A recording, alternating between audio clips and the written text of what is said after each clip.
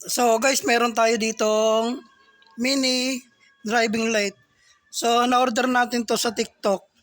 Ang in-order ko guys, merong high and low. So ang binigay lang sa akin, pang dual lang ata to, dual cord lang. Ayan. So paano kaya ito malalagyan ng high and low? So hindi pa kasi ako magaling sa MDL. Ayan, so aralin natin ngayon. So meron ako ditong battery. Meron tayong battery na pang tester.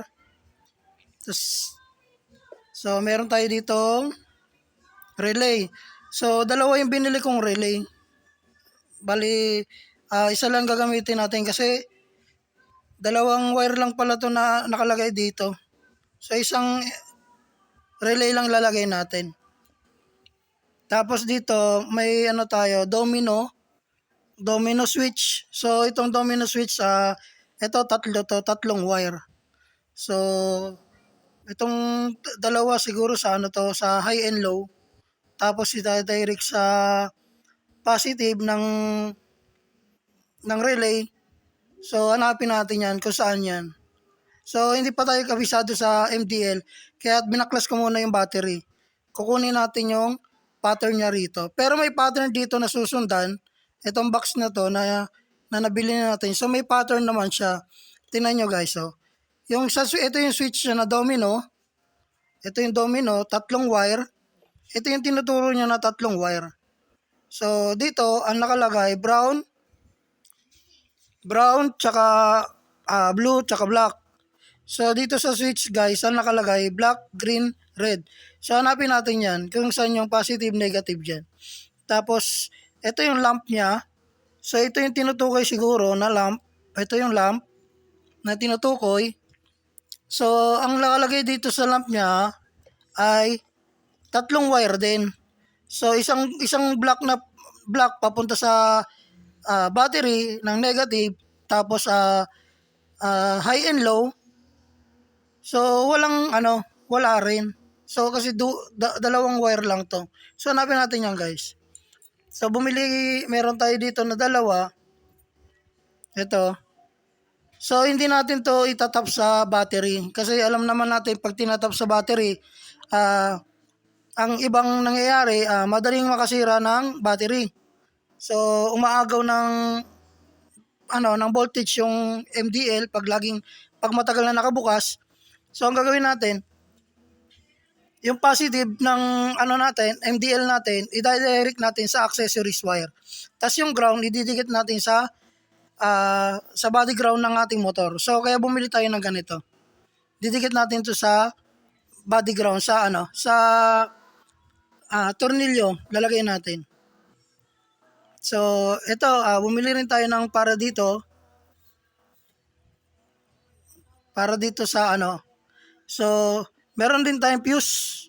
So in case na pumutok, magkaroon tayo ng diferensya. So meron mauunang masira bago yung MDL natin. So yan lang guys. Gawin muna natin to. Mamaya ipakita ko sa inyo kung paano yung proseso na ginawa ko. So tetestingin ko muna kung paano siya lahat.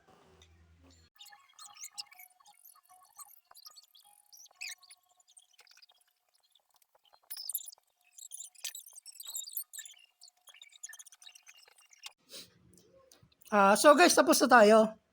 Ayan. So nagawa na natin yung relay natin. Nalagyan na natin ng wire tsaka hininang na rin natin. Nilagyan na natin ng shrinkable tube.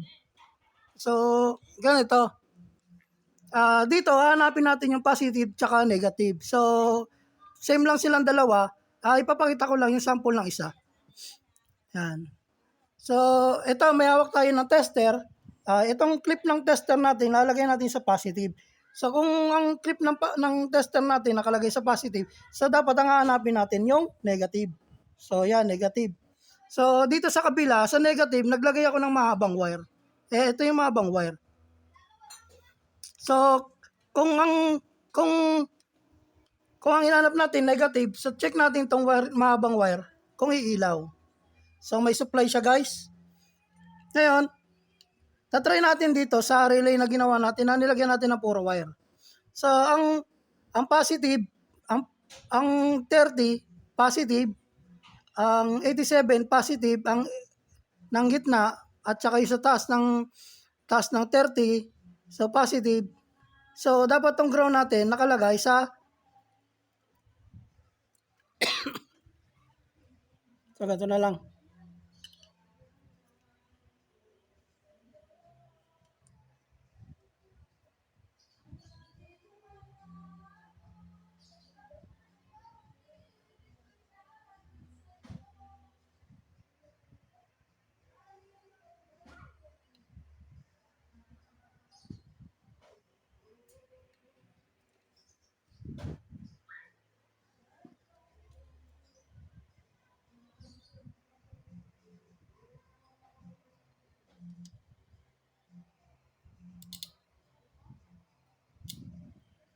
So, ito guys, oh.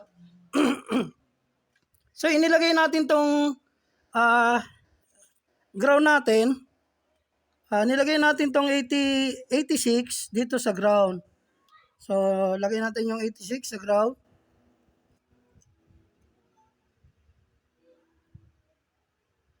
So, ganito pala siya guys.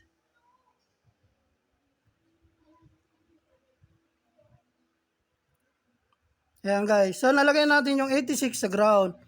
So, check natin yung 85. So, dapat gagana yung relay. Yan So, positive siya. Dapat ang hahanapin natin yung ground. So, tingnan nyo to guys, yung mismong relay natin, iilaw siya tapos tutunog. Ayan So, ibig sabihin, gumagana yung ground ng 80, 85. So, punta naman tayo dito sa kabila ng 85 tayo, tapos check natin yung 86.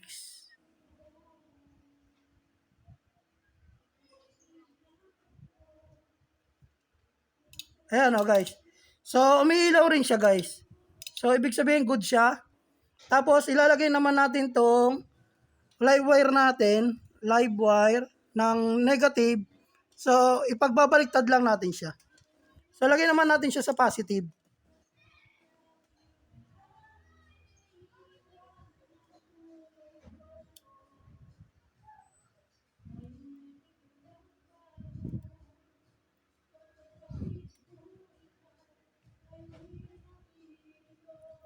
Uy.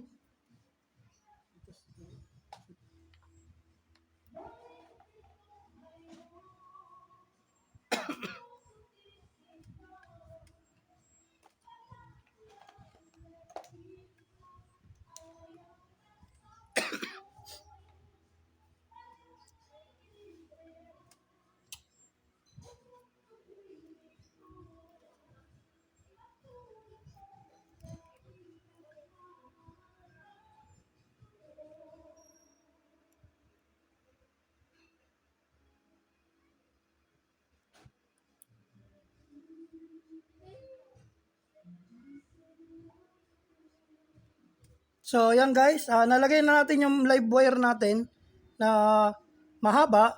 So, yung clip naman natin na tester, lalagay naman natin sa ground. So, ang hinahanap naman natin na positive, kasi ang tester natin nakalagay sa ground. So, ilalagay naman natin siya sa number 30. Yung wire natin ito na ginawa, na nakalagay sa positive, lagay natin sa number 30. Yan.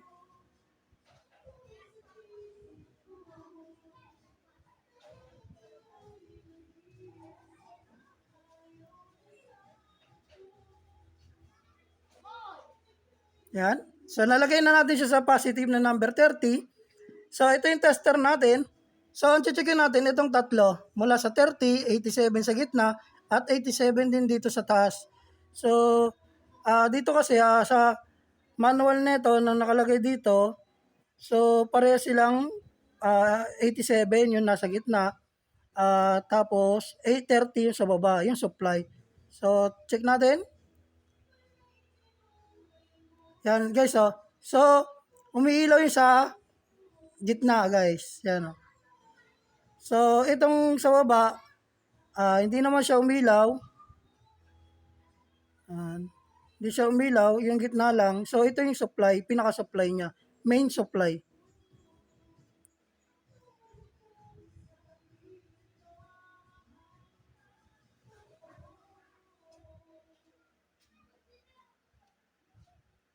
So hindi gumana yung 30. So walang supply yung 37. So dito ay magtatap sa 37 sa gitna para makuha natin yung hinahanap natin. So nagkaroon ng supply yung 30, nagkaroon ng supply yung, so wala supply yung 87.